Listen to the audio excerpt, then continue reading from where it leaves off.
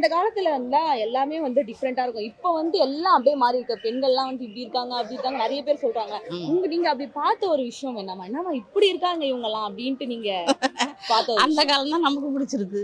இப்ப அப்படி அந்த காலத்துல வந்து ம். இதெல்லாம் இருந்துச்சு, இதெல்லாம் பண்ணுவாங்க. ம். இப்ப அதெல்லாம் பண்ணவே மாட்றாங்க அப்படின்னா நீங்க எந்த விஷயம் சொல்லுவீங்க? எந்த விஷயத்த எடுத்துக்கிட்டாலுமே அந்த காலத்து மாதிரி இந்த காலம் இல்ல. ஏதாவது அதனால ஒரு இந்த விஷயம். காலத்துக்கு மாறிதானே ஆகணும். ஆ, நம்மளும் பிள்ளைகள் தக்க நம்மளும் மாறிக்கிடுவோமா. ஆ. அப்படிதான் மாறி இருக்கு. எல்லாமே நல்லா தான் இருக்கு. அந்த காலம் அப்படியே போயிட்டு இந்த காலம் நல்லா தான் இருக்கு.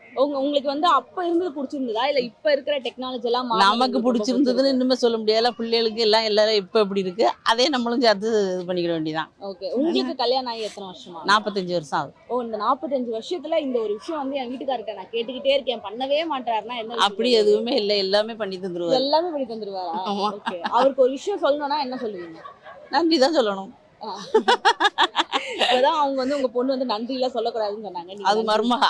மருமகளா? ஆமா அது மருமகள்லாம் அவ சொல்லக்கூடாது. நம்ம நம்ம இதுல நன்றி சொல்லிக்கலாம். ஓகே.